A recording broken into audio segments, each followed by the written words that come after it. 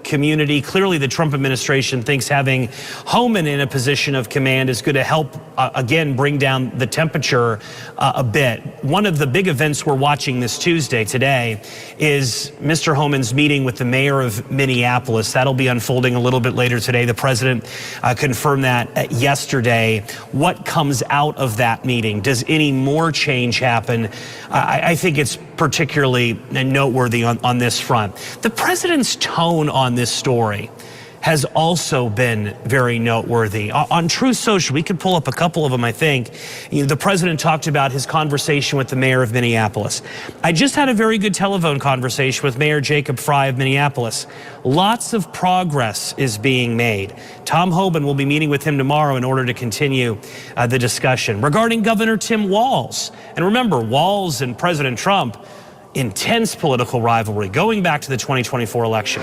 The president saying on Truth Social, Governor Tim Walz called me with the request to work together with respect to Minnesota. It was a very good call, President Trump wrote. And we actually seem to be on a similar wavelength. So clearly, this rhetoric, this tone, represents an effort by the president to try and bring down the temperature here a bit. Will it be enough? What else happens today? Again, one of the many storylines we're watching on this Tuesday, Holly. And Joe, do we know how this may filter to other cities and other states where we've seen a heavy presence of ICE agents and even Border Patrol agents there? You are a child of God. He's your father. I think this is where, if we can connect the dots a bit to the debate unfolding beneath the columns where I'm at this morning on Capitol Hill, and the chance of a partial government shutdown this weekend. Democrats say, okay, you want our votes? Republicans need the votes of some Senate Democrats to avoid a partial government shutdown. Enact some changes to policies and procedures by ICE, by Border Patrol. What do those efforts look like? What would the Trump administration be willing to agree to? That's where it's a bit unknown. Republicans, though, do appear to be more open in negotiating on this particular front than they were, let's say, with health care subsidies in the fall when we entered the longest shutdown in American history. Some ideas that have been floated involve things like making sure that ICE officers, immigration agents, they follow warrants, judges' orders to the T, that there's no real gray area, open interpretation. Other Democrats have criticized the use of masks covering up of federal immigration officers. That if you listen to protesters and go to these communities, oftentimes you'll hear it's the fact individuals are masked when they're conducting these immigration enforcement operations. It's just creating more fear and anxiety. Again, what would Republicans be willing to agree to? What would President Trump be willing to agree to perhaps impact immigration operations nationwide? I mean, remember, President Trump, this is his signature issue. I mean, this is the issue that Republicans want to run on in the midterm elections that they believe will be able to allow them to keep at least one chamber here on Capitol Hill. They believe immigration is the issue here. They're not going to stop their operations, but can they be altered in a way to appease some Democrats, to bring down the temperature a bit? That is going to be a big story in the next 48 hours or so. Remember, the partial government shutdown happens late Friday night. And Joe, let's talk about that. What are the chances that we will have another shutdown? Because another big issue for Americans is the economy. And they feel like prices aren't coming down and things aren't getting more affordable, which was the other mandate of the Trump administration. So is this going to add more pain on top of everything that we're seeing with ICE and immigration? Well, a partial government shutdown that lasts a few days, limited impact we've known over the years on the economy. But what's at stake here? About 78% of the federal government could shut down Friday night at 11:59 p.m. Eastern time. So this is significant. You're talking not just the Department of Homeland Security, which this is all about, right? Democrats want changes at the Department of Homeland Security, but Education Department, Transportation Department, Health and Human Services, housing programs could be impacted by a partial government shutdown. The Pentagon is impacted here as well. So you're talking about large amounts of the federal government potentially impacted by this partial government shutdown. Democrats their vote to fund DHS, Department of Homeland Security, ICE, Border Patrol, last week it was a tough vote for them, but we thought the risk of a shutdown was low. The shooting in Minnesota changed everything, and now Democrats are demanding concessions. They're demanding changes. Can Tom Homan negotiate some changes in Minnesota? Would that be enough for Democrats? Could President Trump issue some directives that would change it?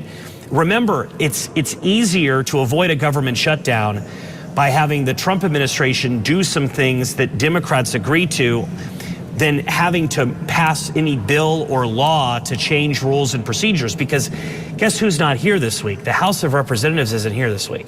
So if Democrats in the Senate and Republicans in the Senate come up with some compromise bill to change things, well, it would need to be voted on the House, and they're not here to vote on it, and they want to be back until the weekend at the earliest, and you'd be in the midst of a partial government shutdown at this point. So that's the politics of the moment. This story's been changing hour by hour since the shooting this weekend. We'll see where it takes us on this Tuesday, Holly. All right, Scripps News Deputy Political Director Joe St. George for us. Lots more questions for you, so we'll see you in the top of the next hour. Right.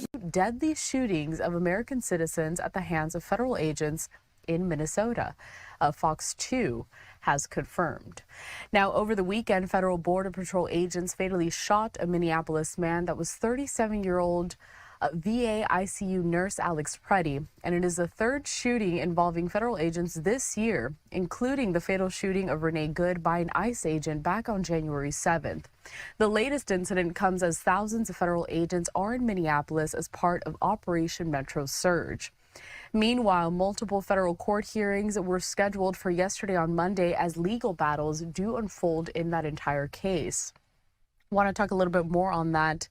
Another social media post from Fox 9. ICE in Minnesota lawsuit. A judge hears arguments seeking to block immigration operations. Our team there goes on to say that U.S. District Court Judge Eric Tostrud heard arguments yesterday from both the state and the federal government involving the preservation of evidence following the fatal shooting of Alex Preddy. The Minnesota Bureau of Criminal Apprehension, which typically investigates all law enforcement shootings in the state, wanted to investigate the incident but was denied access to the scene twice by federal agents, despite having a warrant. The Hennepin County Attorney's Office and the BCA filed a lawsuit asking to prevent the destruction of evidence related to the fatal shooting of Alex Preddy, along with a temporary restraining order to prevent any destruction of evidence as well. I want to dive into this even further, so I want to bring into the conversation now legal analyst Jeremy Rosenthal. And we're going to discuss. Jeremy, good morning. Good morning. How are you? I'm doing well. Thank you for asking. So let's talk about these hearings that happened just yesterday. The judge hasn't made a decision just yet. They said they were going to decide soon. But is it unusual for a federal judge to actually step in and order the government not to dispose of any evidence and to preserve it? I think when you're asking for that, you're asking for what's called injunctive relief. Injunctive relief is when you're essentially asking for something to be the status quo to be preserved. So while depending on who's in possession of what evidence, that may be subject to that may be that may be a fluid issue. That may be something that is sort of evolving. A federal judge can come in and say, all right, I don't know what's going to happen with this evidence here, but it's not going to disappear and it's not going to go away. I do think that that's probably, if you're the state of Minnesota and you want to preserve those evidence, that's how I would do that, is I would ask a federal judge to say, look, you're just not going to dispose of it. We're going to maintain the status quo. It may be, federal government, that it's your evidence to do with what you want, or if the evidence doesn't exist, you tell us that it doesn't exist. Or it may be that we do this your way, but at the moment we're going to put the pause button on sending it to Virginia, sending it here and there, or disposing it. Taking us back out to this live image that we have over in Minneapolis. Now, Jeremy, there's really kind of a back and forth here when it comes to the federal agents involved, the state and local agents involved. Who actually has jurisdiction when a federal officer is involved in a fatal shooting inside of a state? That's the million-dollar question here. Really, what's going on here is that the state of Minnesota is saying, look, federal government, you put 3,000 or so troops on the street. That's more police than we have in Minneapolis and St. Paul. This is a de facto occupation, if you will. You've got federal agents running around in military uniforms. Some of them are not wearing identification. Some of them are wearing masks. They have drone no-fly zones. That they are conducting warrantless checkpoints and things like that. And it's the federal government has the right and the duty. That's federal.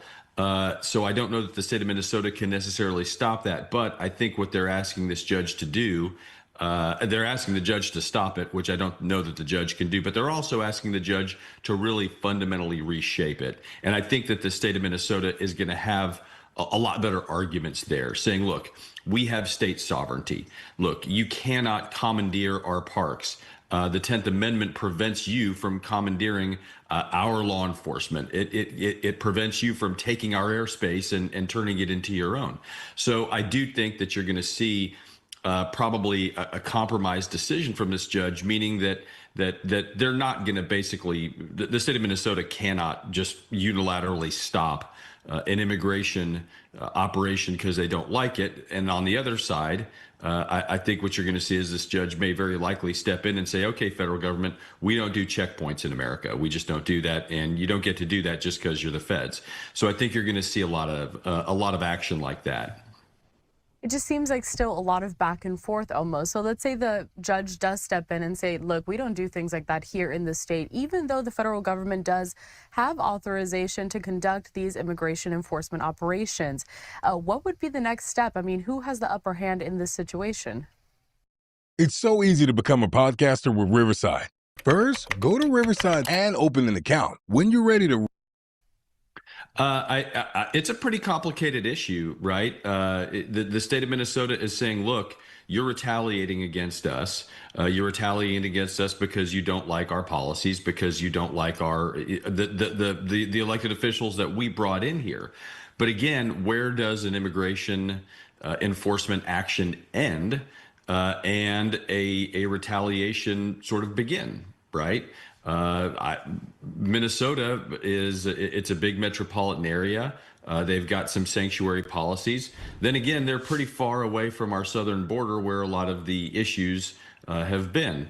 And not only that, we do have state sovereignty. And there, under the 10th Amendment, it's called the commandeering clause. The federal government can't come in and take your police cars. They can't come in and basically be the police in your state. And 3,000 ICE agents is a lot of people. So I think the state of Minnesota is, I think that they've asked for, look, let's end this operation. That I can't fathom that happens. But I do think that they've got some much better arguments when it comes to a lot of the more rudimentary things. Look, federal government, you're not allowed to just unilaterally or pivot from not going into schools one day and then going into schools the next day. There's a procedure that has to change if that policy is going to change. So I think you're going to see a lot of things like that. And a federal judge, again, we've seen a lot of the judiciary, a lot of laws and rules and rulings that kind of limit what they can do. And a federal judge is going to come in and say, listen, I can't fix everything here. It's not my job. If a party comes before me and asks for X, Y, and Z, I'll consider it. So, all right, when we look down our checklist, you want to end this ICE operation. Well, I can't do that. All right, you want to stop checkpoints. Well, I can do that. I can order them not to do a checkpoint. I think that would be in the federal judge's purview. So there's a whole litany of things that the state of Minnesota has asked for and that are really on the table here. And it's going to take a minute to sort of shape it and sort it out. And I do think that probably you'll see the judge do some of that. When we talk about a judge shaping and sorting this out, you know, it may be that they look to previous cases, perhaps, just to see how that situation was handled. But Jeremy, is there a previous case to you that comes to mind where, you know, you've had this butting heads. But federal agents, you have local, state law enforcement, federal leaders, local leaders, and something that's similar to this, an immigration operation. I think the answer, Carell, is yes and no. I think we've not seen anything specifically like this before in terms of immigration, but we've had a lot of very similar fights within the last year over National Guard deployments and what's appropriate to ask for with the federal judge and what's not. So we have had some similar issues here that have sort of, I think, shaped what the judge can consider and what the judge can't consider. But no, I do think that it's somewhat unique, right? Operation Metro Surge is a surge of federal officers into Minneapolis and St. Paul. And again, I don't know that we've seen really necessarily anything like this before. Minneapolis and St. Paul are saying, look, you're more likely to run into an ICE agent than you are one of our police officers at this point. And politically, too, obviously, I think we can see the pressure ramping up here. We're seeing policy changes. We're seeing leadership changes at ICE. On the ground there in Minnesota. So I do think that I do think that this thing is beginning to take shape. Will it happen in another American city? I don't know. But I think whatever this federal judge decides is going to really go a long way towards shaping how that looks. Can the administration change that, appeal that? I don't know. But I think that you're seeing a little bit of a retreat from the administration here. You don't often get Greg Abbott criticizing the Trump administration or Ted Cruz doing that either. So it kind of tells you that maybe that if the federal judge wants to order some changes, that the administration may sort of take it that way and then just move on. Speaking on that last point that you just made, I do want to reference this, a social media post from the White House. So it's quoting President Trump, and it says, I just had a very good telephone conversation with Mayor Jacob Fry of Minneapolis. Lots of progress is being made. Tom Homan will be meeting with him tomorrow, so today, in order to continue the discussion. And then thank you for your attention to this matter. So that just kind of goes to show what you were talking about there, Jeremy, this change in leadership and how possibly those operations are going to go moving forward. Before I let you go, though, this all really has rapidly intensified because of that latest shooting that happened this past Saturday with this 37-year-old man who was there, shot by those Border Patrol agents, killed. He had a firearm on him. There's a lot of questions because a lot of witness video is coming in, kind of showing these different angles. You have one side saying that he went and attacked agents. You have the other side saying that no, he just had the firearm on him and he's legally allowed to carry it. I need to get your thoughts about where that case is going to go, how significant these videos are, just the evidence that needs to be had in this to get a resolution to that case as well, because somebody died.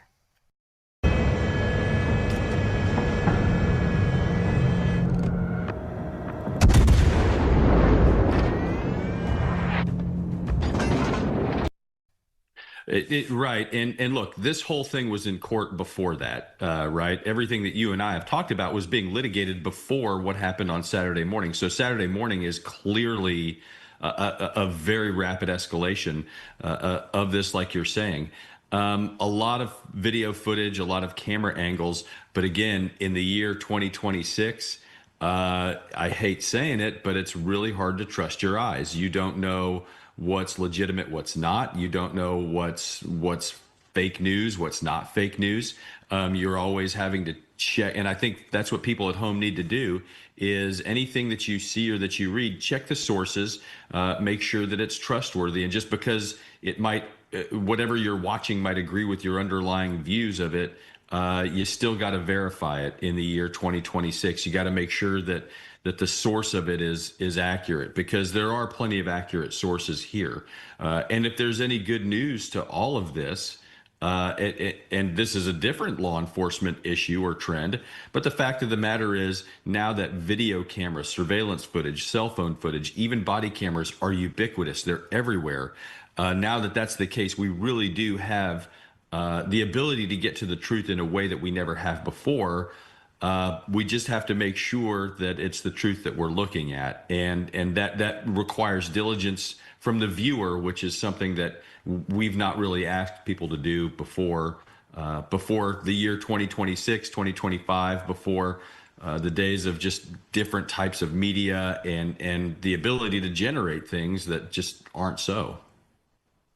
Legal analyst Jeremy Rosenthal, we always appreciate your time here at Live Now from Fox. This is going to continue on here as far as what the judge is going to decide, the next steps, specifically with those operations in Minneapolis, but in several cities across the country too.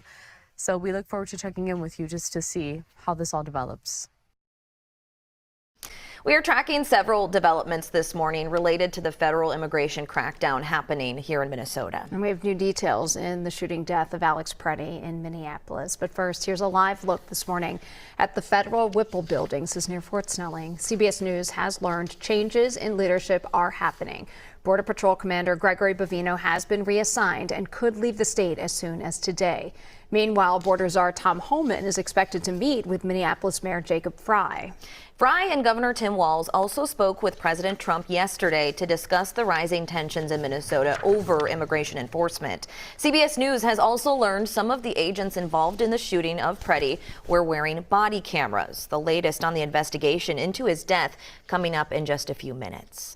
And now to the latest from the live desk. Maria Lizignoli joins us now. And Maria, it sounds like there's been a change in tone from D.C. as Bovino prepares to leave Minnesota and Homan arrives. Barrett, major shifts in Operation Metro Surge, including a new point person for the Trump administration on the ground here in Minnesota.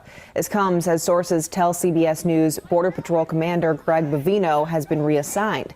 Now, Bovino and some of his agents are expected to leave Minnesota, just as Border Czar Tom Homan arrives in the Twin Cities.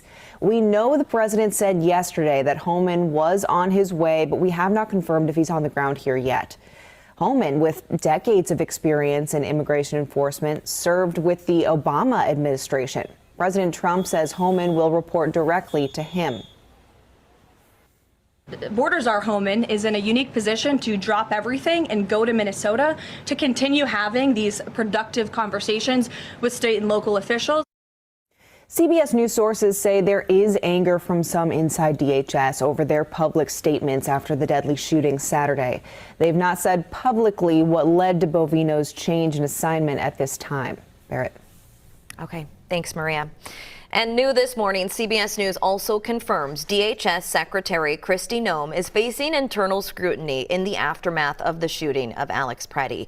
Multiple sources familiar with the matter told CBS News this, but Noem is expected to keep her job. Sources said Noem was at the White House yesterday and faced questions about her department's handling of the shooting and its response. Her focus is expected to shift from interior enforcement operations to securing the southern border and other priorities. And another change, an open line of communication between the White House and leaders here in Minnesota. In a post on Truth Social, President Trump said that Governor Walz called him with the request to work together with respect to Minnesota. He said it was a very good call and we actually seemed to be on a similar wavelength.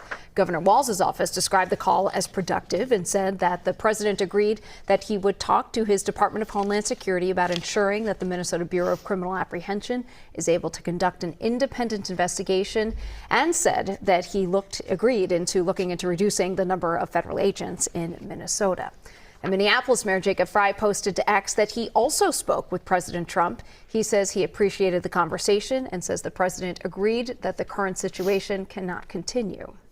Right now, the Department of Homeland Security is leading the investigation into the shooting death of Alex Preddy. Department head Kristi Noem says the case is clear, but witness video contradicts many of her initial claims. Now, the White House press secretary Caroline Leavitt revealed DHS is not the only agency investigating. The Homeland Security investigations and the FBI have teamed up for an investigation, and there's also an internal CBP investigation, an internal review of what is happening on the ground in Minnesota. Right now, a temporary restraining order is in place that bars DHS from destroying or altering evidence. Now the state is waiting for a judge to rule on extending temporary restraining order and to Minnesota authorities' access to the federal investigation into the Preddy shooting. The BCA says that the feds blocked state agents from accessing the crime scene right after the shooting despite having a warrant. They say there is a lot of information that they still don't know, like the names of the agents who were involved in the shooting, what has happened to Preddy's gun, what footage might be on his phone, and what the body cameras of some of the federal agents show. On Monday, attorneys argued how unprecedented it is for Homeland Security to be taking the lead instead of the FBI or the state. That's a sentiment that experts we spoke with agree on. Anytime you're taking on something like a prosecution of a law enforcement officer, you do want to be as thorough as you possibly can. And the state's frustration is they're not allowed to be. The order in place right now, it lasts 2 weeks, but the state wants that extended. Meanwhile, we could be just days away from a ruling to halt the federal immigration crackdown altogether. The state of Minnesota and the Justice Department were in court Monday over the lawsuit to stop Operation Metro Surge. The DOJ says the operation needs to continue because of a lack of cooperation with Minnesota authorities. But the state argues it's dangerous, illegal, and unconstitutional political punishment. During yesterday's hearing, Judge Kate Menendez grilled the DOJ about a letter from Attorney General Pam Bondi to Governor Tim Walz that said the operation would end if Minnesota met certain demands, including turning over voter data, other state records, and no longer supporting sanctuary policies. Judge Menendez ruled the DOJ must submit information about those demands by tomorrow night. New this morning, several people were arrested in Maple Grove last night. This was at a protest near a hotel. Maple Grove police say at least around 8 last night, they received reports of a protest at the Spring Hill Suites by Marriott.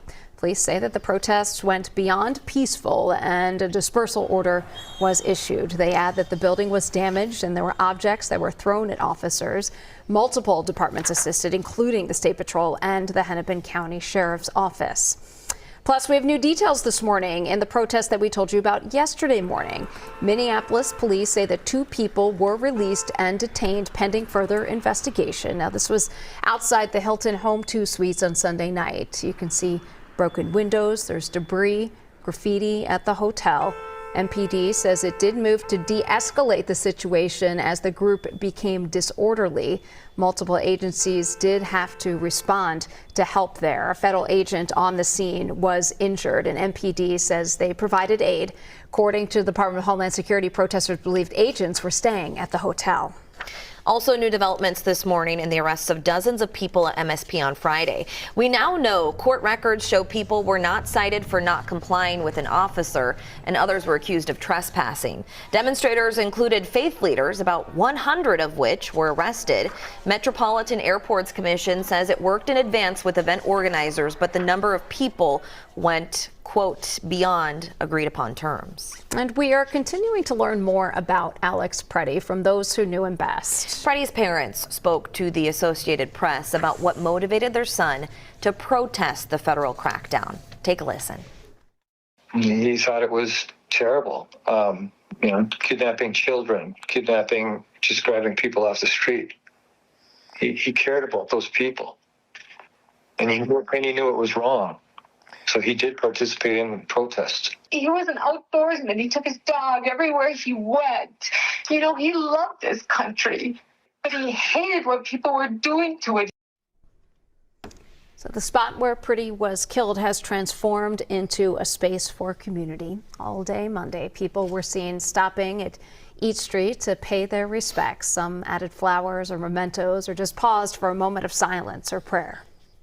I just think this is like what the Twin Cities is about. It's just this warmest of souls on the coldest of days, consistently showing up for one another and honoring this shared experience. And I think it's so easy, especially in the media world, to look at our phones, to keep our heads down. And I think coming here has helped me to keep my head up. Never ever sue the driver who crashed into you after a car accident. There's a better way to get compensated that's fast. Welcome to the News Hour. President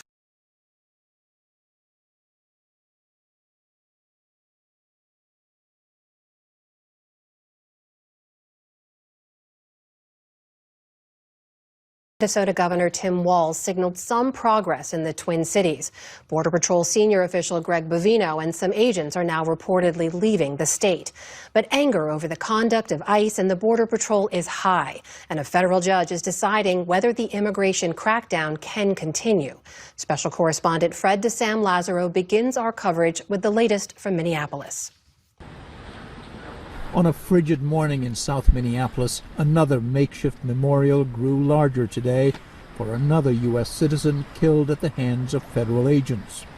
For residents showing up to honor Alex Pretty, a mixture of sadness, anger, and exhaustion. Rose Zeeley lives just steps from the site of Saturday's shooting. I was like really right there at the end of the corner, and I was walking towards this way, and I heard the gunshots, and I just started running. I just hope we can all get together and have an understanding and stop this. This is very terrifying, and it's not good. I pray every day for us all. Emily and Brandon Del Bell drove in from neighboring St. Louis Park. We woke up, we got our kid to school, and we were paralyzed. Don't know how to take the grief that we're dealing with right now.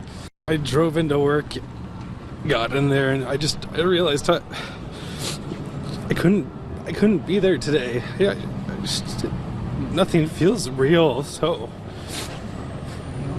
I need to prove to my body that this is real, so I needed to come here, even though it's really hard. But by mid-morning came the first hint of some conciliation. President Trump, in a Truth Social post, wrote, "Governor Tim Walz called me with the request to work together with respect to Minnesota. It was a very good call, and we actually seem to be on a similar wavelength." The president also said he was sending border czar Tom Homan to Minnesota. In a statement shortly after, Governor Walz said he had a, quote, productive call with President Trump, writing, "The president agreed that he would talk to his Department of Homeland Security about ensuring the Minnesota Bureau of Criminal Apprehension is able to conduct an independent investigation."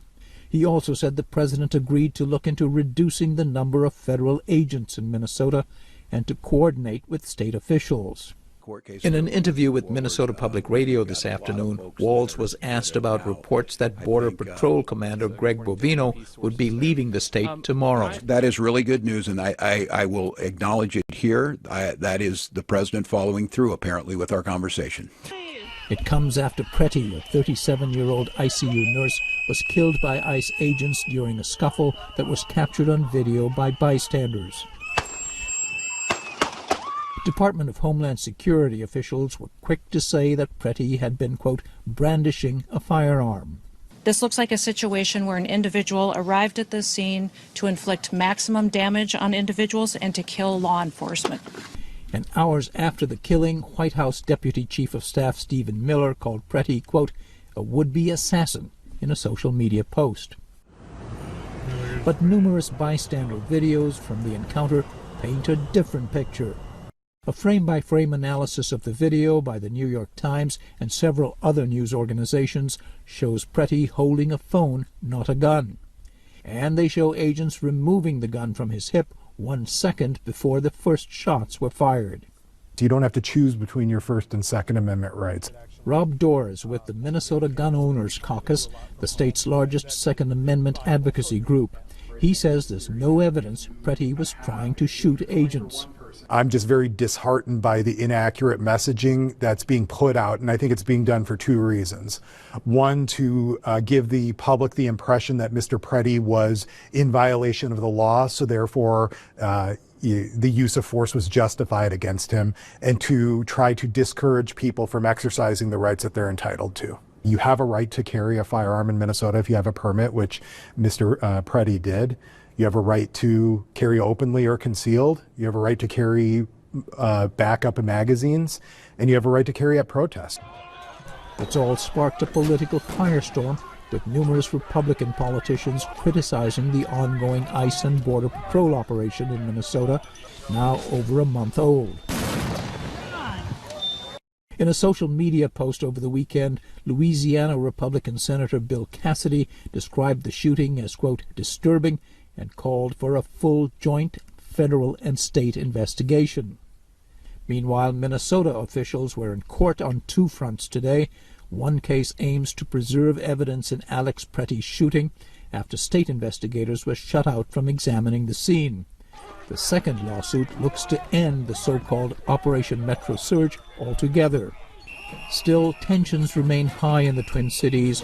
One demonstration boiled over last night, with people vandalizing a hotel where they believed ICE agents were staying.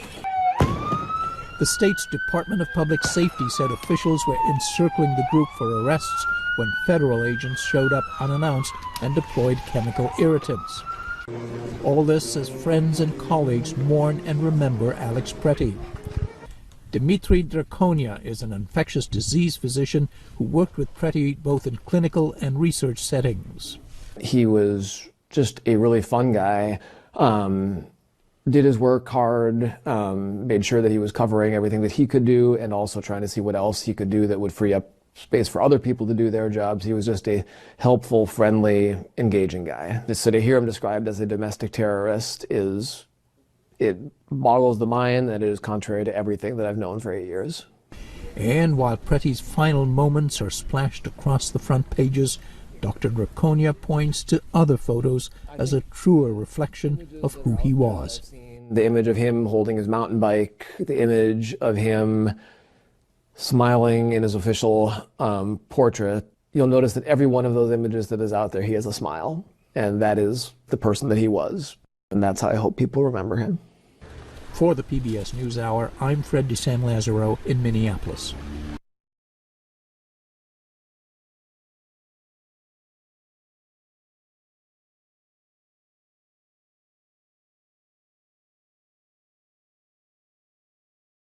That major shift is apparently happening, and some clarification, because this is a very fluid, a very dynamic situation right now, but we are learning new information about exactly what that pullback looks like. This, a post on social media from our Fox News team, Bill Maluzhin, talking about multiple federal sources confirmed to Fox News that Border Patrol Commander Greg Bovino and some, not all of the Border Patrol agents will be leaving the state imminently, and we'll see exactly what that means. We heard in court earlier on today that there were some 3,000 federal agents involved in this immigration crackdown, 2,000 on the Border Patrol side, 1,000 on the ICE, the other way around, 2,000 on the ICE side, 1,000 on the Border Patrol side. Let's continue our conversation right now here on Live Now and bring into it Wall Street Journal immigration reporter Michelle Hackman. Michelle, thank you so much for joining us here on Live Now from Fox. Obviously, this is just breaking. This is just happening as we speak, but the pullback appears to be happening. What do you know? What are we learning at this hour? Yeah, it seems to be a really deliberate, almost U-turn, a de-escalation of what's been going on in Minneapolis. I've been speaking to a lot of people inside and close to the administration, and it seems like this second shooting has really hit people a lot harder than the first one, that they're feeling like, oh gosh, this is really on us. This is too much. I've been hearing reports that the president has been expressing those views, that this has become too much for him. He's seen the polling. And so that's how I'm reading all these steps. I mean, they've asked Bovino to head out, to leave imminently with many of his agents. We don't know precisely how many are leaving Minnesota. But he's also asked Tom Homan, who, sort of has a different approach to these things. Tom Homan is someone who likes to work more methodically. He doesn't like the sort of approach of these huge roving patrols doing street sweeps the way they've been doing.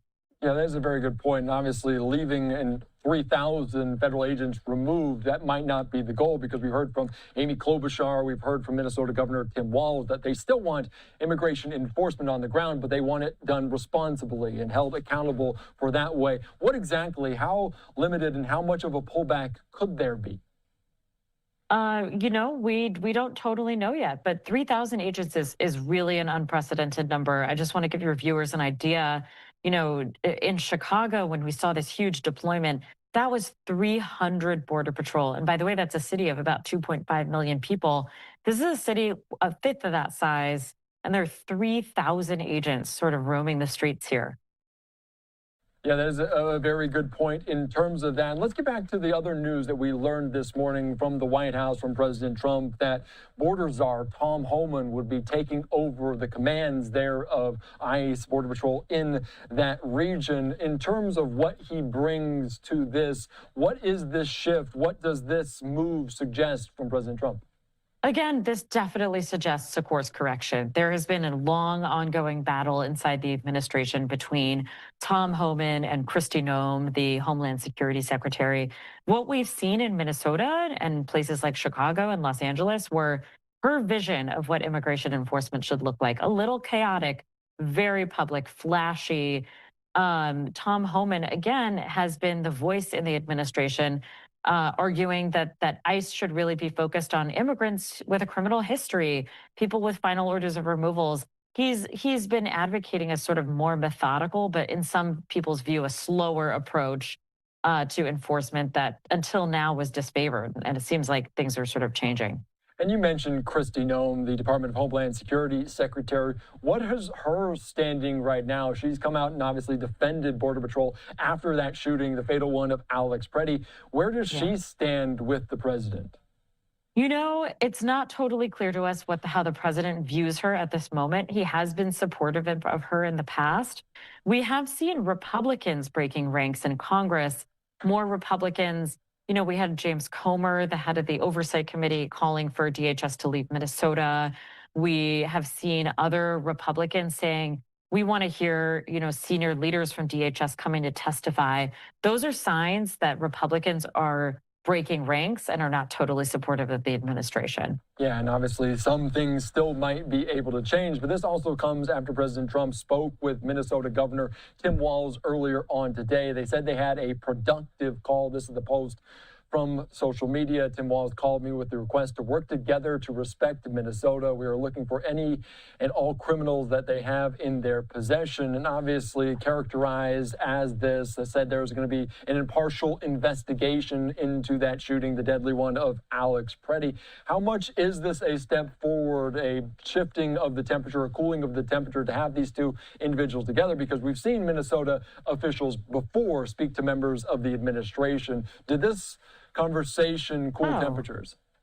Yeah, I mean, you have to think about what came before this. I mean, Trump basically sent these agents to Minnesota to punish Tim Walz, to punish him for this massive welfare scandal that's been happening in his state under his watch. Trump essentially ended Tim Walz's career. I mean, first of all, he beat him in the 2024 election. He essentially forced him to quit running for re-election in his own state. And so the fact that now Trump is sort of being conciliatory to Tim Walz and giving him conditions that are sort of eminently meetable conditions to do a drawdown of agents there seems like a changing course. Yeah, that's a very good context, because it was just over a year ago that they were facing off in this race for the White House. You mentioned some of the kind of nature, the sentiment for Republicans. We had a GOP gubernatorial candidate, Chris Mandel, drop out of the race based on the fact of what happened over the weekend. Are we seeing that? Is that going to continue the trend amongst other members of the GOP questioning and potentially trying to hold some of these accountable? Have we seen that sentiment shift already, and will it continue? You know, that was a pretty extreme case. That was a candidate who was running as a Republican and said he just couldn't stand for what was going on. I don't think we've seen anything quite like that. But you have Kevin Stitt, who's the Republican governor of Oklahoma, the head of the Republican Governors Association, coming out yesterday and saying the president's being given bad advice. I think you're seeing more and more people say things like that they really want to change in course because people are afraid for the midterms.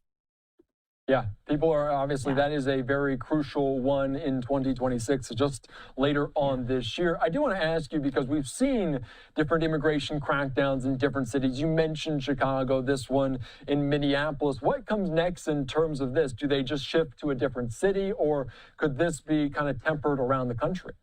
It's really a good question. Until now, we've seen ICE sort of stage one massive operation after another, Los Angeles, DC, Chicago. Right now, they're running a sort of smaller scale operation across the state of Maine. I still think we'll see ICE operations, but I wonder whether they're going to be smaller, sort of less flashy, less militaristic. Yeah, and I want to ask you about it because you talk about this and ICE and Border Patrol, obviously sometimes confused by the general public, and rightly Yes. so. Do they separate themselves a little bit in the aftermath of what happened in Minnesota? Yeah, I think there is a strong sense. I mean, there was always a strong sense among ICE officers that Border Patrol shouldn't be doing interior enforcement. That's not their training. They're trained to be at the border. They're trained to almost do like these, these rugged mountain chases. They don't often interact with U.S. citizens. And so there's been a lot of frustration that they've been allowed to operate so freely and even sometimes lead these operations in major American cities. And I think you might see a reversal there. All right, I want to get back to what happened over the weekend with Alex Preddy, because we did see, obviously, a judge over the weekend say that the administration, the federal agents, they wouldn't be able to alter or destroy evidence. We heard more information about potentially body cams being worn by some of these federal officials involved in that skirmish, that confrontation that led to the death of Alex Preddy. What do we know about that? How will they be involved, those body cams, in this investigation? Yes, so DHS confirmed this morning that those agents, those Border Patrol agents, were wearing body cam footage, and there is now video from multiple angles of the shooting. The Homeland Security Investigations, which is a sub-agency of DHS, is leading the investigation, and we've been told that they're taking into account those body cam videos as part of their investigation. Will the general public ever see some of that? Because you see it with different police departments, but they're not at the federal level more so when some of these happen. Will the general public be able to ever get a glimpse of those final moments? God, I hope so, but I think it'll take time. Yeah, obviously everything is kind of moving at its own pace. Obviously, we saw that today with the developments with Tom Homan, with Border Patrol, potentially a pullback there. All right, Michelle, anything else we're missing? Anything else you want to note before I let you go? I think we've covered it. I think we have, and I think it's obviously going to change potentially day after day, week after week. Hour to hour, exactly. Yes. Well, we appreciate your time. Your local law enforcement, but it's 5 below, and there are still hundreds of people on the street here where the shooting happened and the surrounding intersections.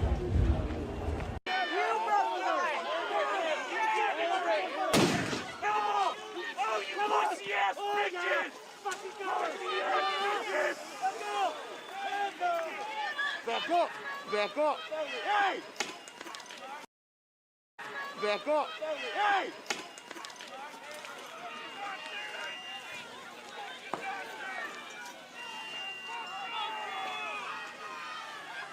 Yeah. Take the shot. If they kick it, you take the shot.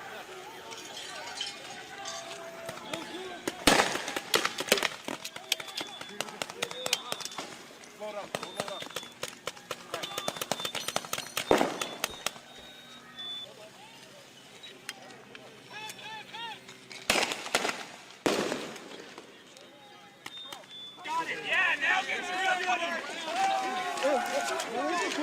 Get back!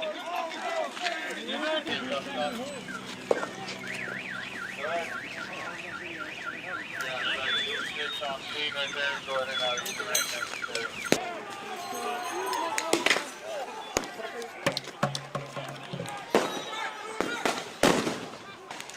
Stop! Look out! Damn! Chill. Okay. I'm fine. I didn't even breathe anything. I'm just angry. I'm 7 years old and fucking angry.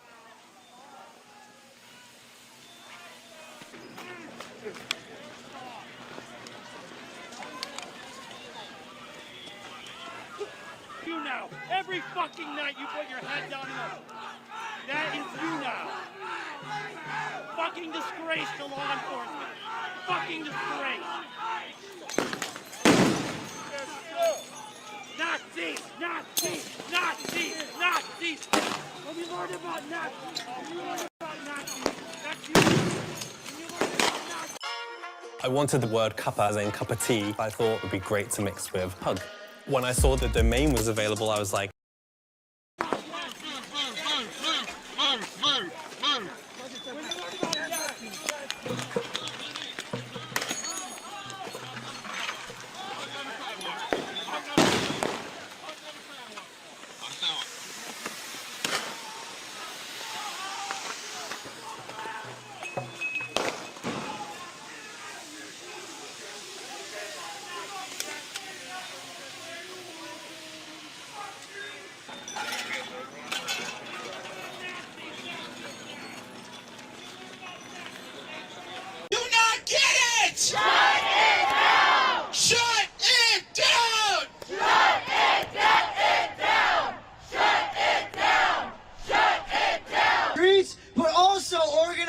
together to make sure we can shut it down for real this time.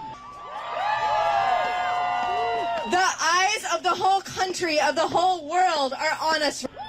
What we are under is horrifying. It is not normal. It is not a democracy.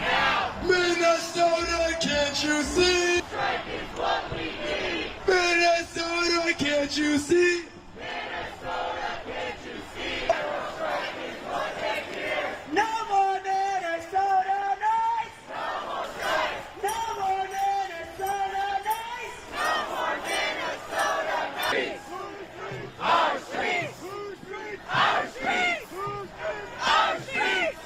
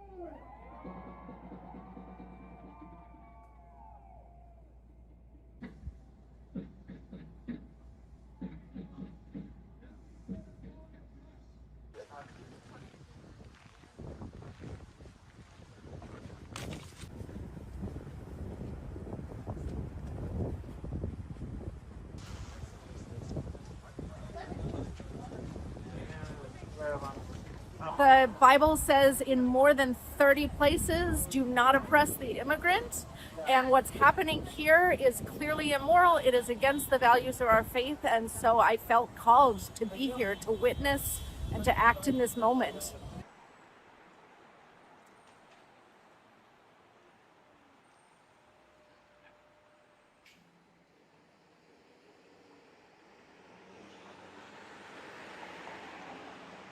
Honestly, I don't love the cold. It's definitely chilly, but the kind of ice that is a danger to us is not the weather.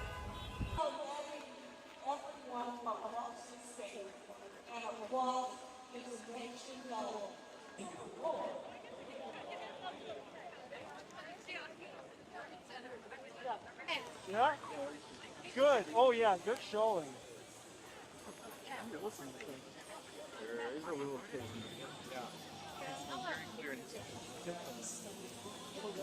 We want ICE out of Minnesota. We don't want them doing illegal things here in Minnesota. And we want them to obey the Constitution. There's a legal way to go about getting people that are felons out, but they're not necessarily the immigrants. Stand up like that! Stand up like that! Say it loud, say it clear, immigrants are welcome here. So stay together, ignore the tactics, be in community, walk with love. What's happening is not the vision for America. It's not my vision for America. There needs to be more empathy.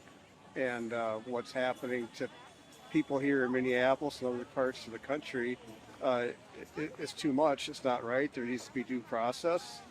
And I encourage people to read the history books. What's happened in the past in other countries, even here in the U.S., history is repeating itself and it needs to stop.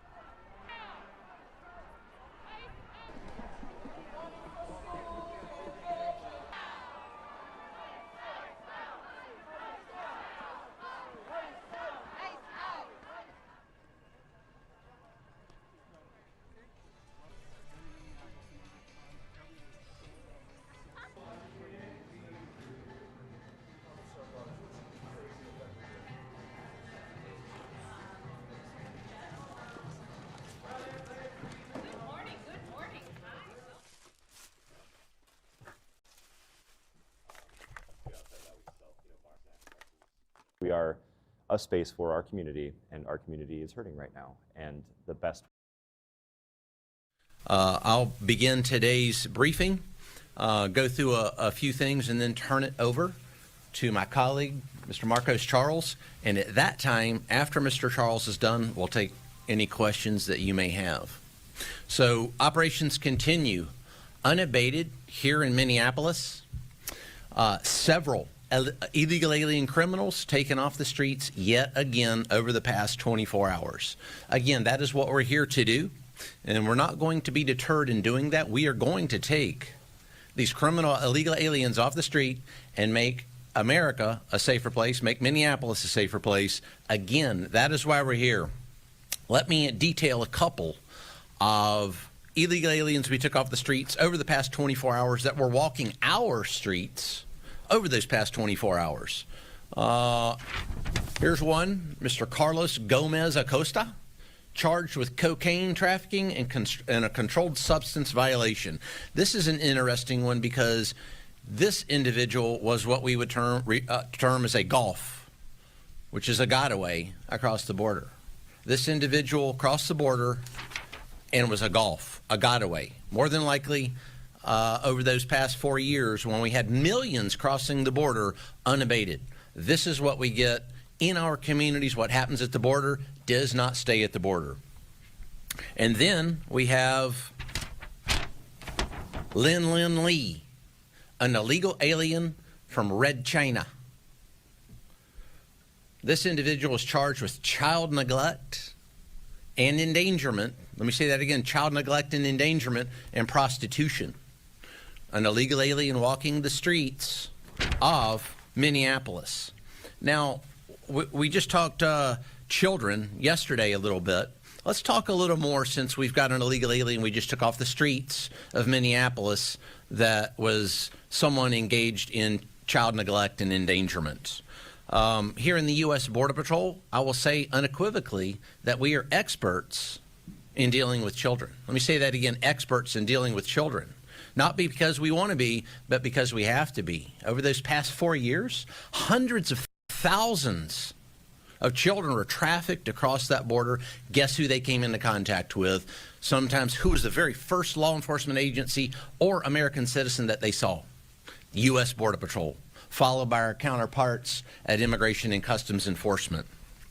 We're definitely the experts at dealing with children, unfortunately. Hundreds of thousands under that last administration.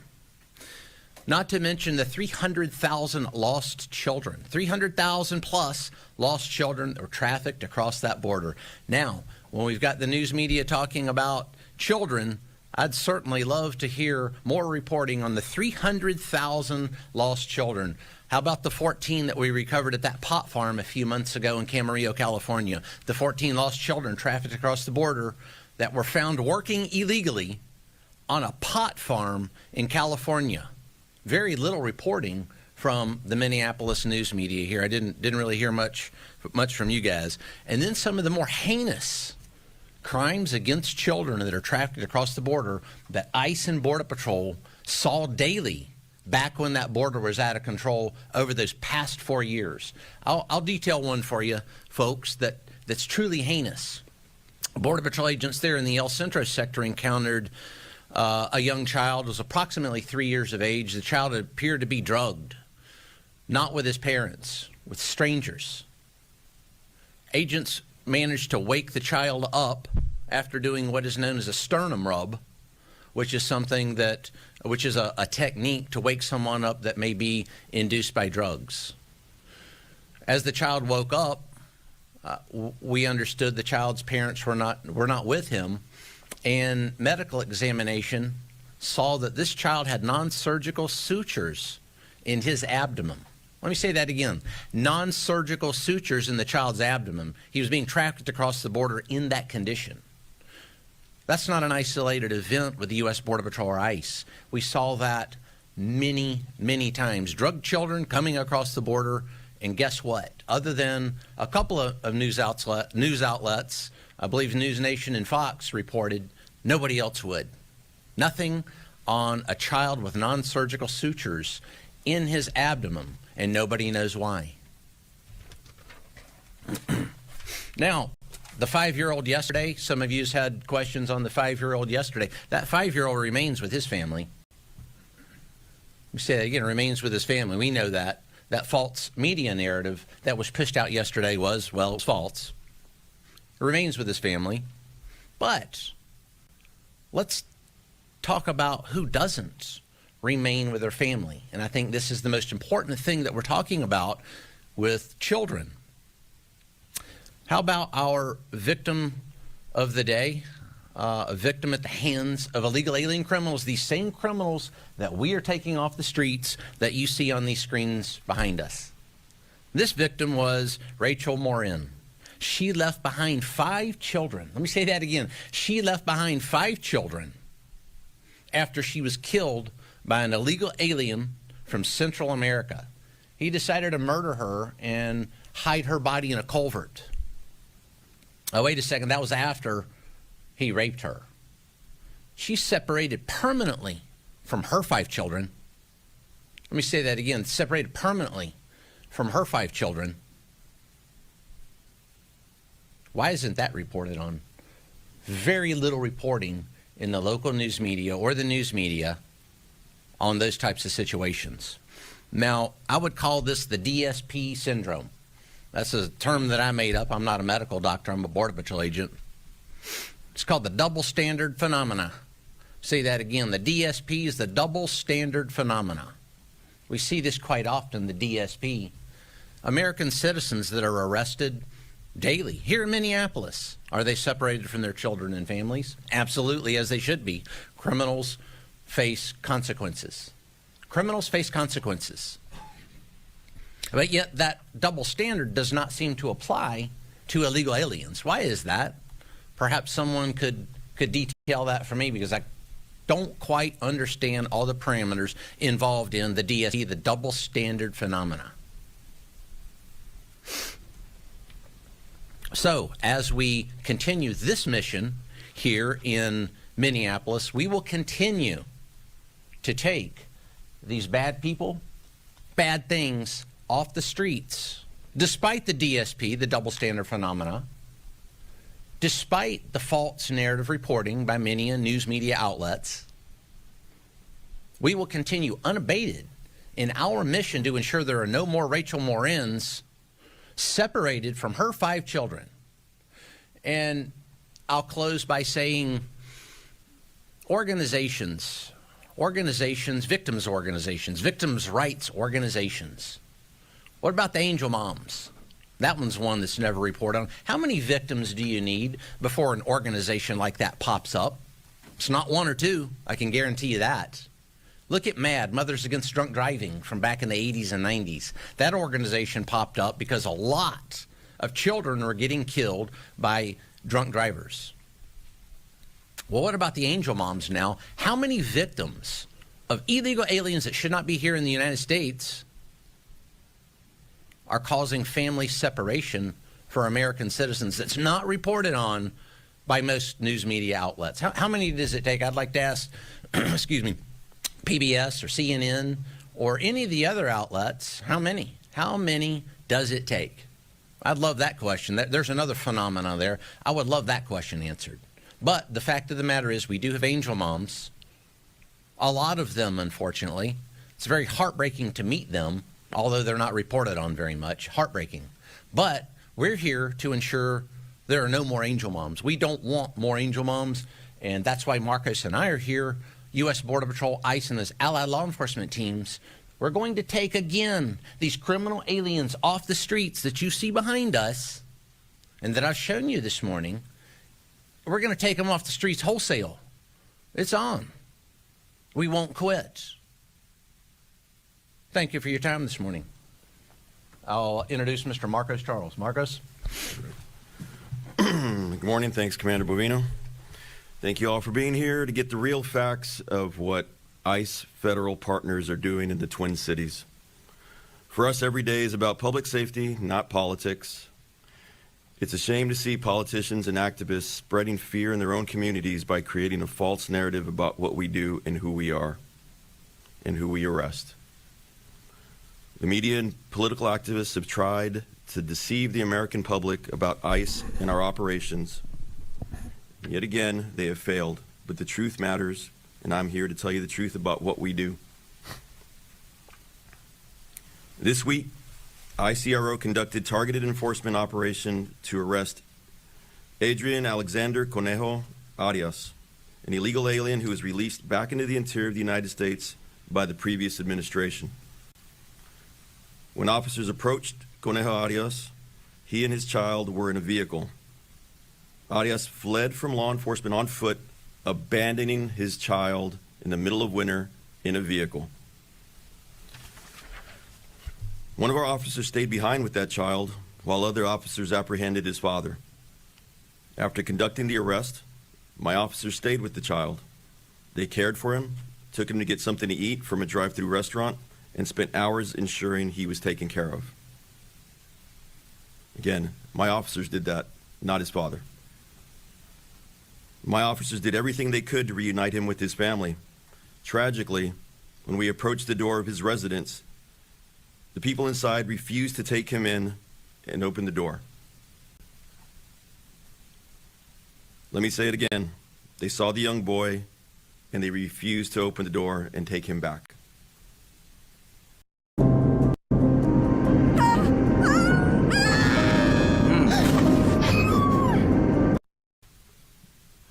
This is the human side of the job that my officers do.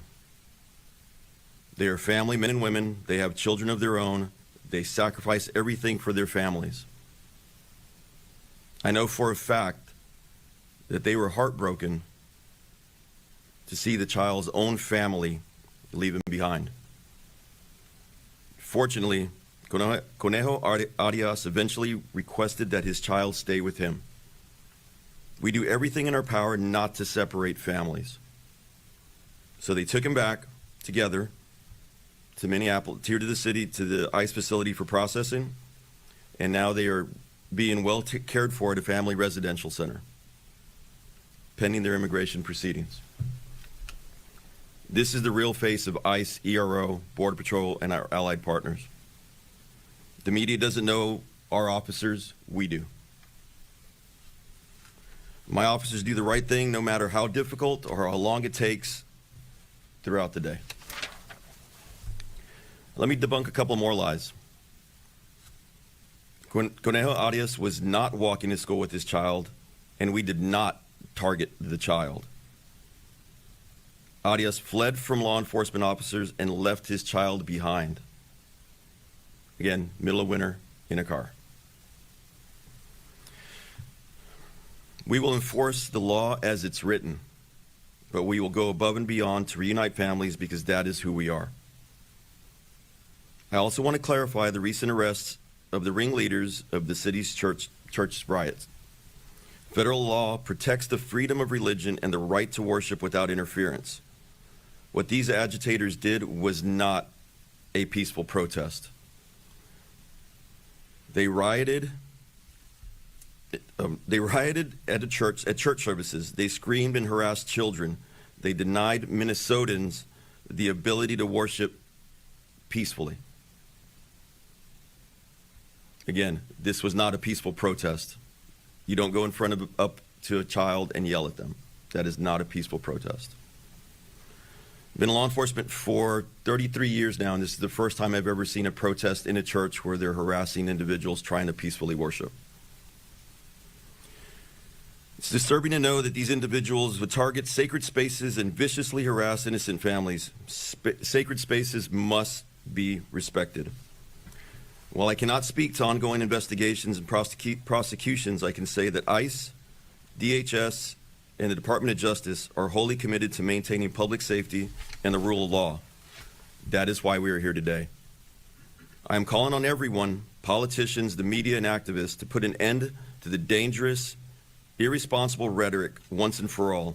You are pitting communities against federal law enforcement, and you are pitting neighbor against neighbor in Minnesota.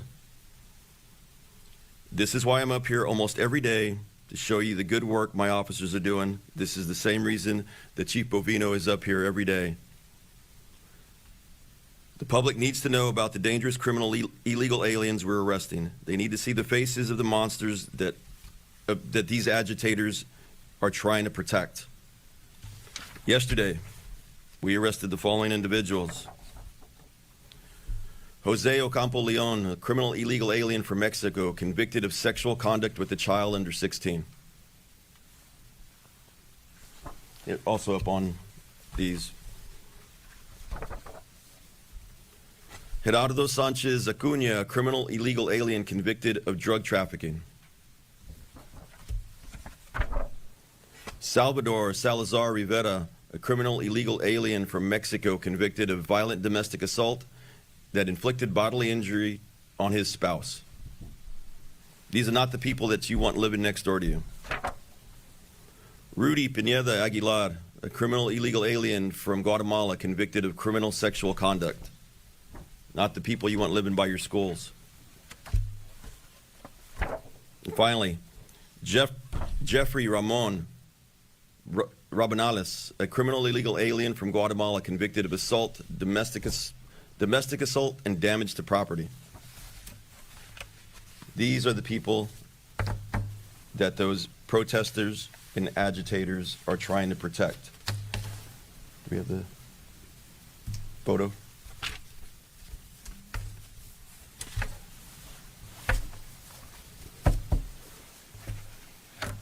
Moments ago, a group of agitators, a U-Haul van filled with shields.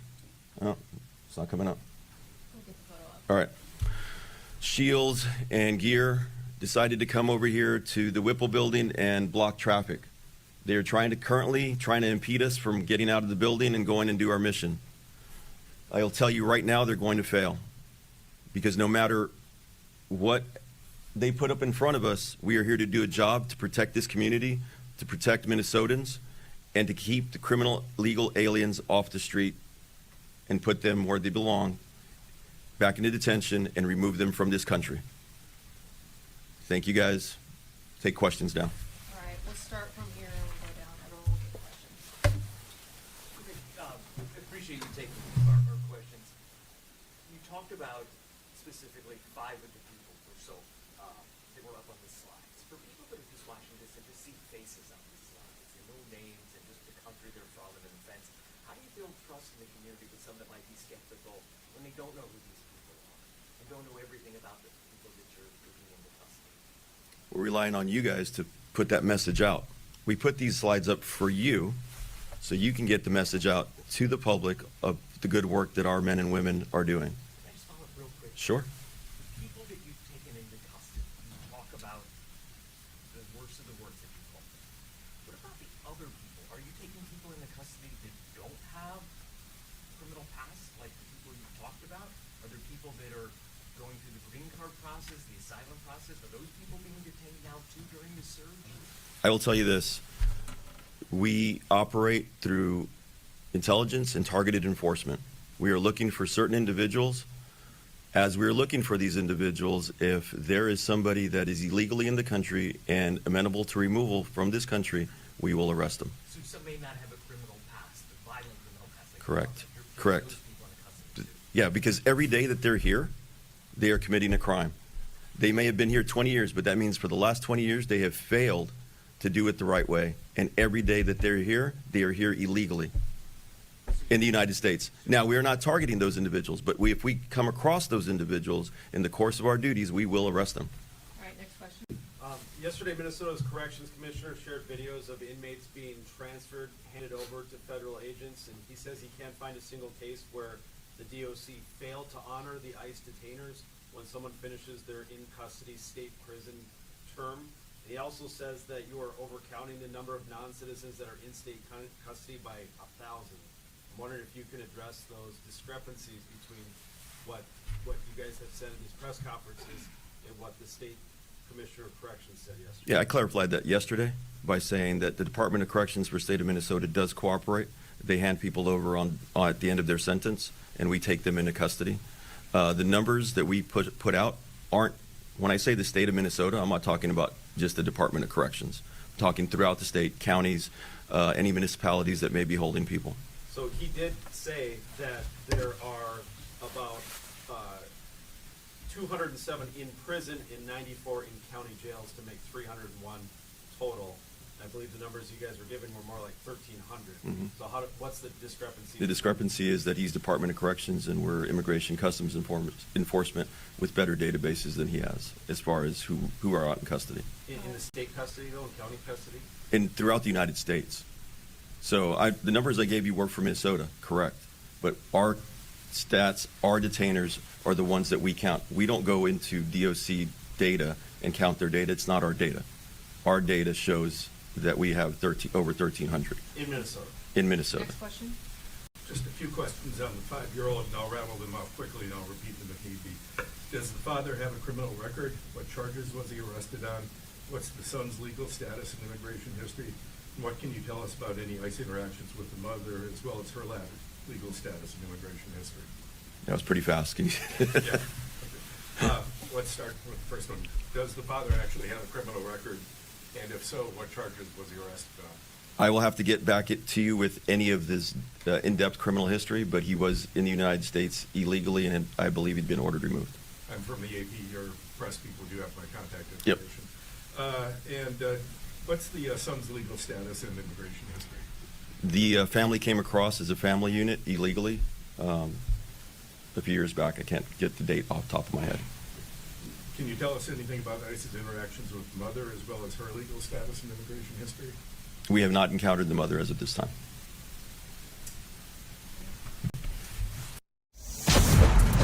How to use shells in World of Warships? Let's do it this way. My question's for the commander, just given portions of your remarks, sir, and we appreciate you taking questions very much. Of course. Maggie Vespa from NBC News. We have reported multiple times in depth, quoting DHS's statements, saying that Liam Ramos is being held with his father in Texas. With that context in mind, we still have people saying that they're outraged at the idea of little kids being held in custody at all. So what do you say to those people, and what kinds of conditions are young children being held in? As far as that family has not been separated, so it goes back. I said, we reported that. Yes. So even with that in mind, he's in custody, being detained in Texas with his dad. Yes, with his dad. So that goes back to exactly what I just said. Is many American citizens are separated when they're arrested, say by Minneapolis Police Department or any other police department. They are separated from their children when they're arrested. So take a look at what's happening here with this particular case. They're not being separated. That child is in the least restrictive setting possible. When I say that we're experts, both Border Patrol and ICE, in dealing with immigration cases that involve children, probably the most experienced anywhere in the United States by any domestic law enforcement agency. I know that in my particular Border Patrol sector, that saw thousands of individuals coming across the border during that last administration, including hundreds of children.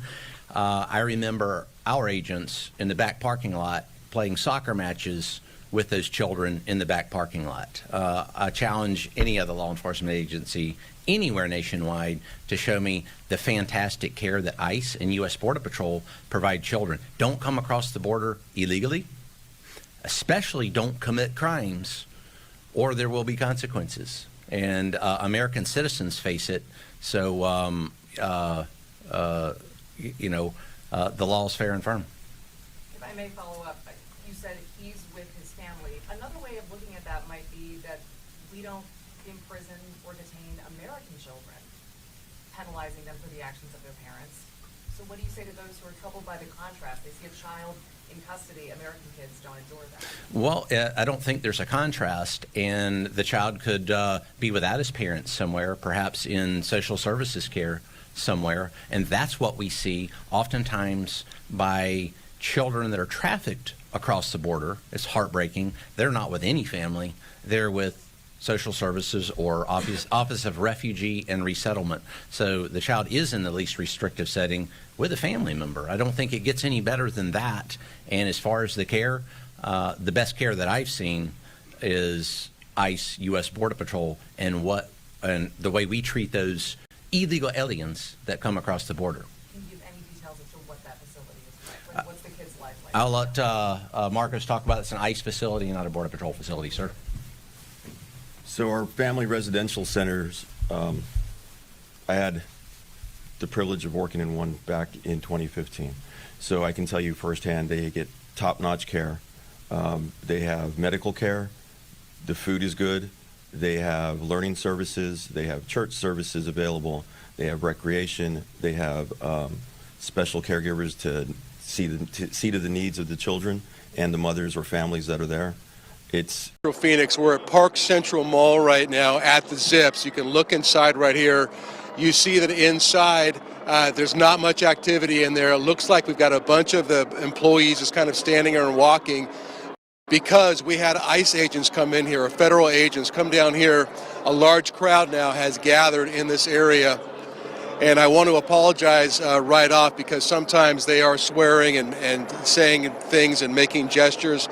But there's a large crowd of people here. Apparently they were protesting at the ICE headquarters, which is just about a mile south of here, and they got wind of what was going on, and they came up into this area that more than a dozen Zips locations were being raided by federal agents.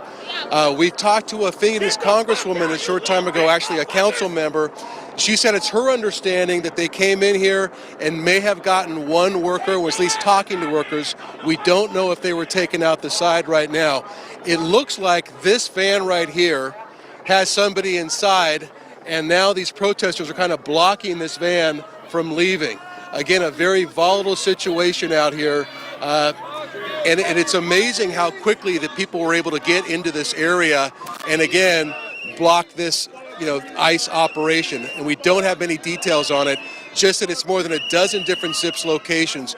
When I asked the councilwoman, do she believe this is some sort of a hiring type issue, if they're going after people for hiring, maybe undocumented? She says she believes it was, but Mark Caribe, no violence out here, I have to say at this point, but again, you've got people walking right up to federal agents, and after what happened in Minnesota, the temperature is very elevated, not only here in Phoenix, but around the country. But again, we are at the Zips at Park Central Mall, where there is some sort of a federal agent operation going on. We believe involving some sort of an employment issue out here. The Zips is shut down, and the agents are still right here behind me, and we have protesters blocking traffic. That's the scene down here in Central Phoenix. Yeah, Troy, do you see Phoenix police doing anything right now to kind of gather those protesters in a certain area? Are they doing any kind of enforcement yet?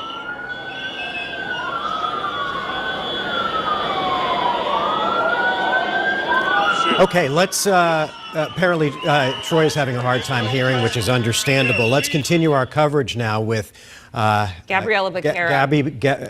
Gabriella Becerra, who is also live at Park Central. And Gabby, what are you seeing from your vantage point? Well, Mark, the reason why Troy couldn't hear you is because all of these officers just rolled in.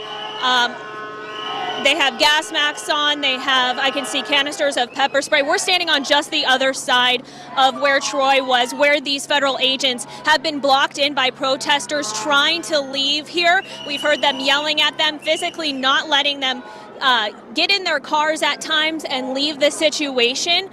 Some of the cars were able to get out, so all of the protesters are kind of now either some of them approaching, it looks like, some are staying back.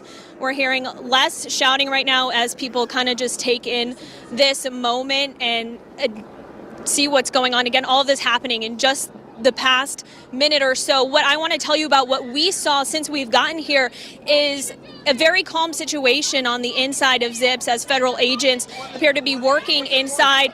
About a handful of them ended up walking out. Okay, now we can see these officers advancing towards the crowd here. I'm guessing they're trying to make sure that these federal agents can get out of the way without any trouble. You can see some people are trying to resist, backing up. Again, we can see them holding canisters of most likely pepper spray.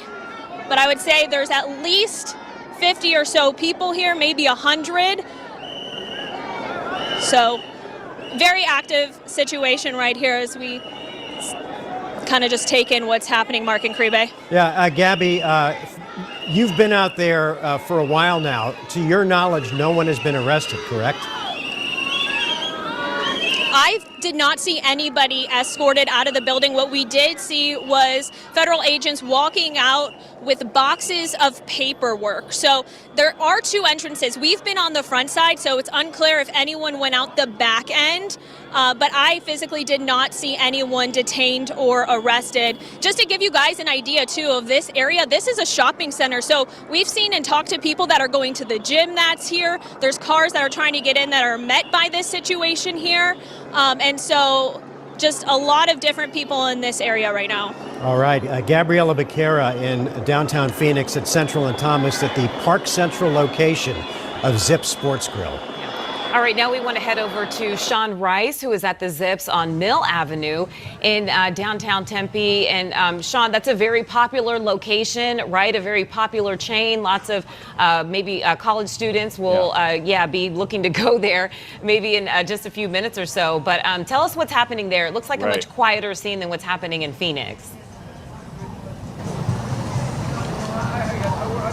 Yeah, absolutely. I would say this Tempe location right in the heart of downtown Tempe, Mill and 7th Street, may be the most popular Zips location just because of the college presence here. Much different scene here than I think what we are seeing where Gabriella and Troy are. What we're seeing here is DHS or HSI agents inside this Mill Avenue location, and then sheriff's deputies lining every single entrance, whether it's this outer fence line, the front doors, or side entrances. There's a sheriff's deputy there at every single one. Now, on the inside, I've been able to walk up to each of these windows, and you can clearly see these agents have HSI or DHS, sometimes police, on the backside of their uniform. So it's very clear these are federal agents. We've also seen what appears to be multiple workers inside. Doesn't appear as though they are handcuffed or anything, just being potentially detained at this point.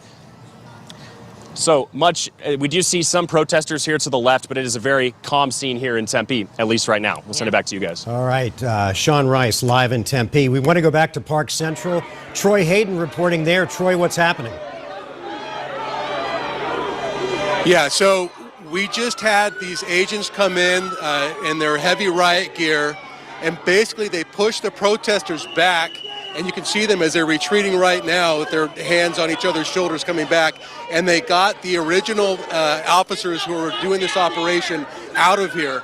And what we're seeing now are the protesters following them, getting closer and closer to their vehicles. Now, you know, we've all been seeing what's been going on in Minnesota over the last couple of weeks. And this now is starting to look a lot like that in terms of you have agents in full riot tactical gear, and you've got a very large crowd. I'd say it's probably 150 people over here. They are not friendly. Now they're going, why are they going over there? Let's see what's going on over here, Chris. And they are moving in. We saw somebody get shoved earlier. Oh, they may be just leaving. Okay, looks like they're getting in their vehicles right here. So the good news, Mark and Caribe, as long as I've been here, I haven't seen anybody injured, no pepper spray, protesters definitely confronting these different police officers and agents. We don't know if anybody was arrested. I heard that it was possible that somebody was taken out a side door of Zips. That is not confirmed. But yeah, here we are. It's a scene again that we've seen play out in other cities, and we're seeing it tonight, guys, play out right here in Phoenix. Yeah, and we still, Troy, don't even know why those federal authorities are there at the Zip locations, right? I'm having a really hard time hearing you. I'm sorry. I think it's our earpieces out here. But again, now they're riding on the side of these trucks. It looks like, good news, they are getting out of here, and again, without any violence at this point. Don't settle for less. Here's what others are doing to fix missing and broken teeth. The company everyone has been raving about is called... But what a scene this is. I remember back in the days of SB 1070, when you had protesters, actively kind of resisting police and confronting police. And I'm trying to remember the last time that happened here. But this is a very large group of agents. I mean, some of these cars, they're almost all undercover. You can't tell that they're official cars, but they all have sirens and they all have lights on them, and it looks like they're all trying to get out of here. Yeah. All right, a potentially volatile situation. Thankfully, staying peaceful. Yeah. But remember, we have seen scenes like this in Minneapolis and Portland, and we have known and reported on the fact that we knew ICE would be conducting some sort of operations, probably starting this week in the valley. So maybe that has started now. For sure, and of course tensions are high, and a I'm lot of hoping everybody stays anxiety out of the way there. here because So, they're driving we have pretty another quickly vantage in a crowded point of area. what's happening there at that So Zips shame on area. you is the Central. So let's go chant to out Gabby here. Becerra and see what she can see from her viewpoint. Gabby? That appears to be. Mark and Kribe, we're kind of just on the other end. All of those ICE vehicles are now pulling out kind of just as fast as they came in. They all rushed in here with simply just to get those agents who were stuck in their cars out of here. From our perspective, we could see at least one of the cars had a smashed in window. Now all of the protesters are kind of walking back towards the Zips. They were cheering after these agents left. Unclear if they're going to continue to organize around this area, but just a really chaotic 5 minutes as all those protesters were shouting at the agents, keeping them from leaving, and then they had backup come in, get them all out of here. So just kind of to recap what we've seen today, when we first arrived, very peaceful as people were standing outside of the Zips watching the agents inside do their work. From what we could tell, there were about 5 to 10 of them coming out of the front entrance carrying paperwork. That's when the crowd got riled up and started to confront them. We didn't see any violence, but they were getting in their faces, blocking their cars in with their own cars. At one point, we saw an agent really just reverse very quickly to be able to get out of this parking lot. And so that's, again, when they called in the backup. A lot of sirens. They came in with heavy riot gear, and they were able to get everyone out of here without using any tear gas or pepper spray from what we saw. Gabby, we're hearing that this protest was planned before any of the Zips raids or the other locations that are being raided by ICE. Is this a coincidence, and is that what you're hearing? That's what I'm hearing as well from people who are out here with signs. I asked them if it was in response to the search warrants, and they said no, that there was a group protesting down the street when they heard about what was happening, and they all came down here. But then a lot of people ended up joining their group because this is a shopping center with a lot of different restaurants. There's a gym right here. So a lot of the people that we were talking to were on their way to the gym or leaving the gym when they came out and saw this situation, and they decided to either stop, join the protest. A lot of them were here simply just to document what was happening. A lot of people had their phones out recording the situation. But I want to point out that there is a backside to this Zip. So from what we saw, there could have been more going on back there. But from what we saw out here, everything stayed peaceful until these protesters started blocking those cars. But now, as you can see, traffic is moving again. It looks like everyone is getting in their cars and going home for the night. Yeah. All right. Good to see that. Yeah. All right, Gabby, thank you so much for that. We also know that a location in downtown Tempe is also being investigated, where we have federal authorities and sheriff's deputies there on the scene. Let's head out now to Sean Rice, who is there. Sean, has anything changed in the last few minutes?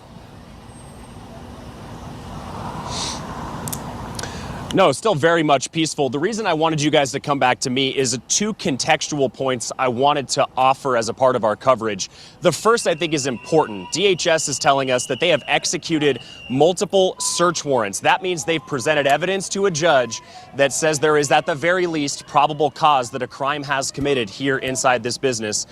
The second is these workplace raids are not new for the Valley. As you see some whistling here, it appears as though maybe a sheriff's office. Oh, actually, this is DHS agents exiting the business, being approached by protesters. This is where we typically see, at times, things get out of hand. They're getting into their vehicles. One man has a gun here. It seems as though this is peaceful right now as they enter their unmarked vehicle. They're likely going to try to speed away here. Sean, you said let's just watch this play out. Sean, you said a man has a gun. Who has the a gun?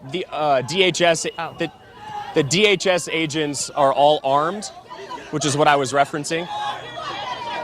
One man has U.S. Marshal on the back. They're trying to leave here. We'll see if they allow them to do so. And Sean, do we think that these... Very active situation. Do we think that the search warrant is employment related?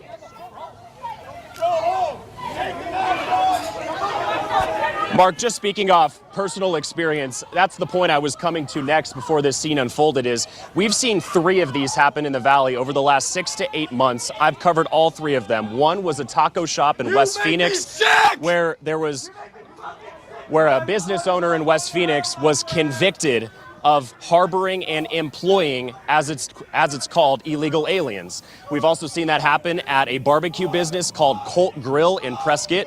Those 2 owners have not yet been convicted, but they have been arrested for employment violations at the federal level.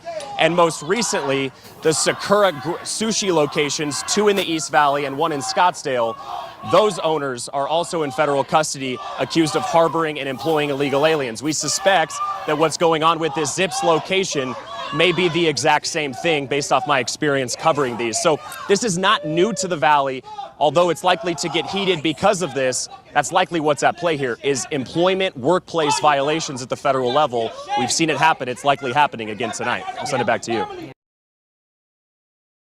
ICE, they're all the same. MPD, KKK, ICE, they're all the same.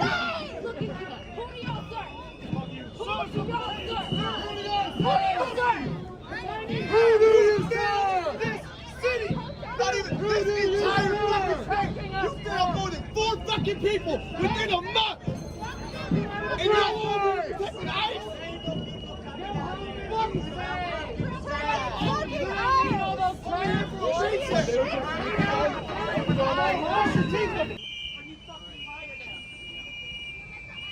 Y'all want to let the fucking press through so they can document what you're doing? Is it because y'all fucking killed another person?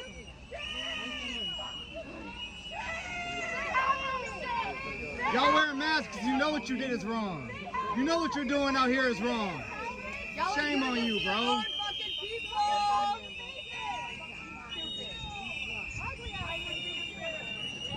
Coward ass motherfuckers. Fuck you guys! Your mother should have swallowed you, bro. Straight up. Doing this to your own fucking people. Yeah? We're not intimidated. Are y'all fucking dumb? All of you.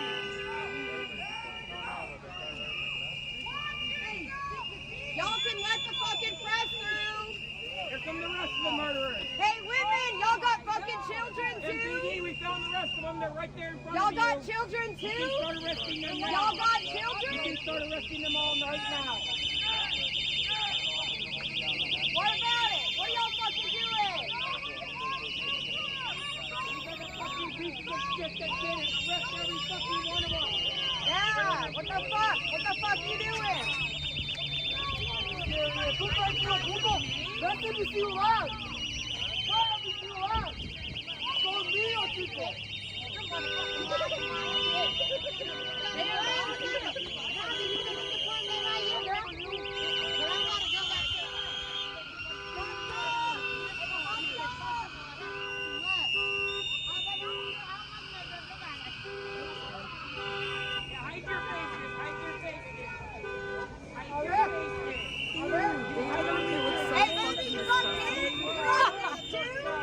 I bet you have fucking kids. I bet you have families. What the fuck are you doing? Y'all got kids? Y'all got kids too? You're fucking doing this to your fucking kids. Y'all did it again. They killed somebody again? They probably did. This time. Hey, take it easy, Pam. You're by yourself over here. Fucking bitch, back the fuck up. And tell all of them to back the fuck up too. Come back over here. Hey, for your safety and ours, come back over here. Take them badges off.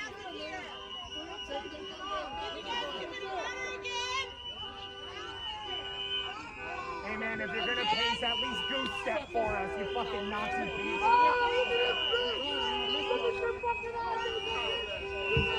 Bro, y'all got no morals, man. Where's your humanity at, bro? That paycheck with your humanity?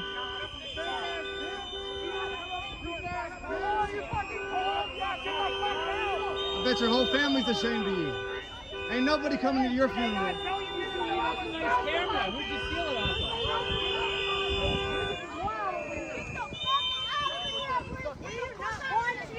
We're not fucking want you. Hey, let me see your face, puta perra. Puta perra. You'll never be a white woman. You'll never be a white woman. They would love you guys. Why don't you go over there and say, and a black man? A black man? You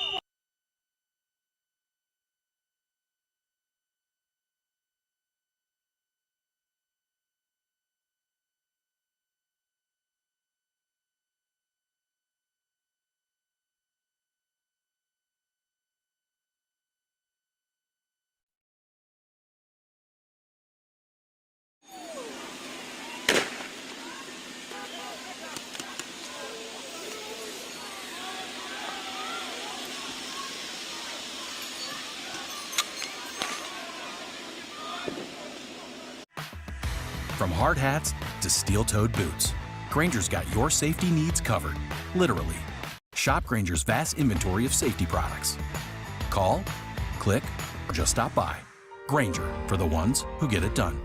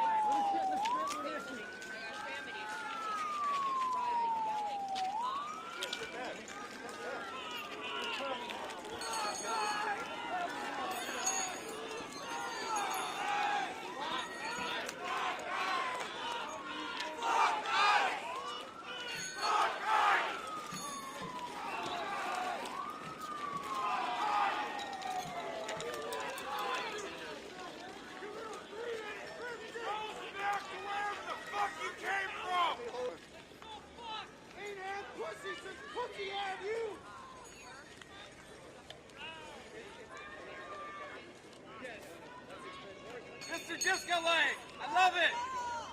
You're so flashy. You guys jerk each other off. Listen, puppy dog.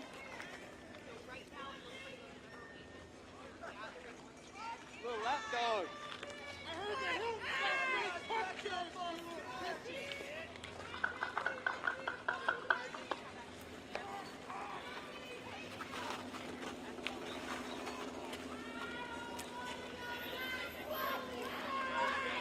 What are you cowards trying to pull? We're blocking the road! Blocking the road!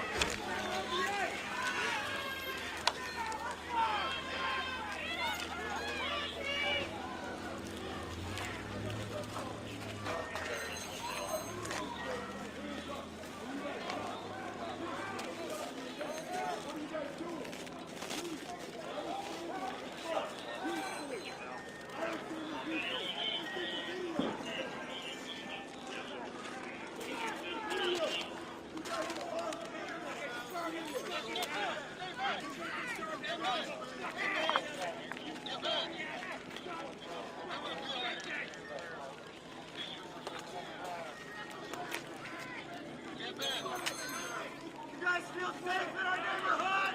Ah! Fuck you guys! Get out of here! You're making us unsafe! You should be afraid of us! Fuck you!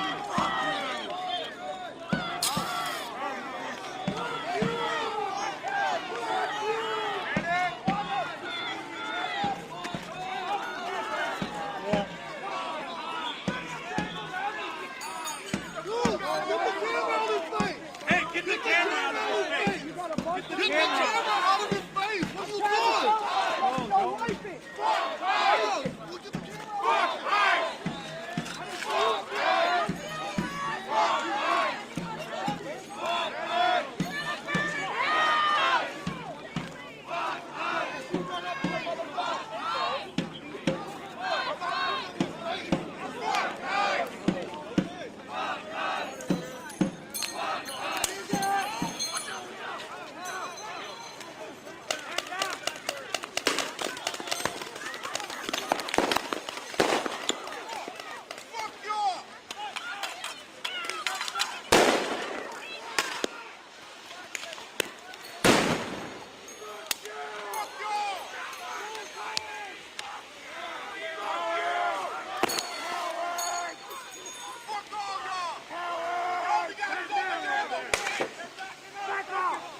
Property damage! Criminals! Back up! Stand down!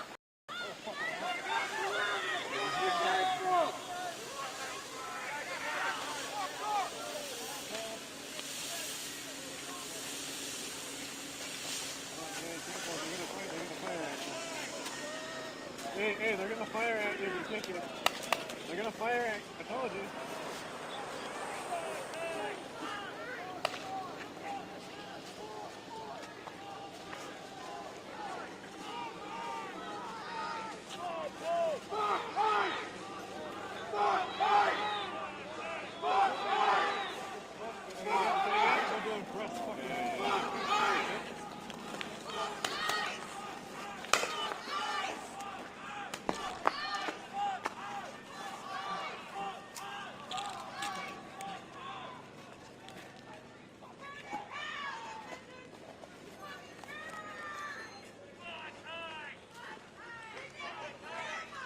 Slowly back away and fuck right off!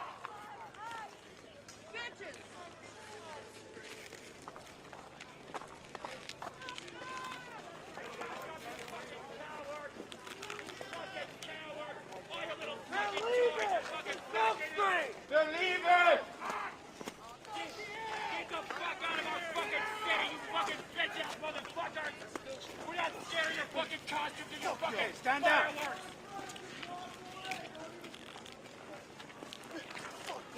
Fucking pathetic excuse waste of air! Waste of fucking air! Fuck every last fucking one of you! Cowards! Cowards! Traitors! Cowards! Fuck out! Fuck out! Smart founders know something most people miss. Get your domain name even if you're not ready to launch your business. With Wix, you can grab yours now and then get to work. Stand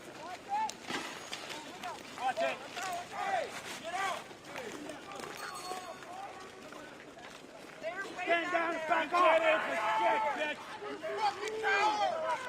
Keep fucking moving! You think you're fucking get the fuck out! Cosplay like you're in fucking Iraq? Can't even fucking shoot straight! Yeah, arms out! Eyes out! Eyes out!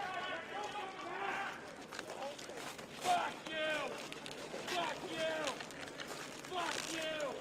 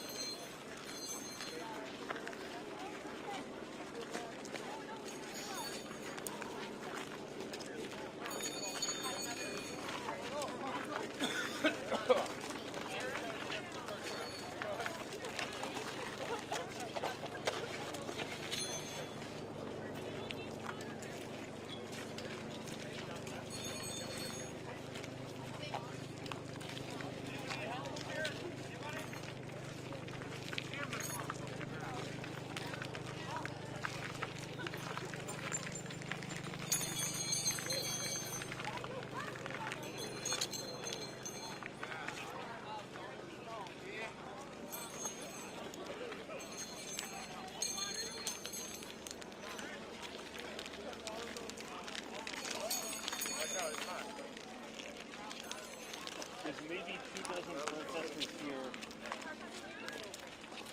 going back and forth to federal office.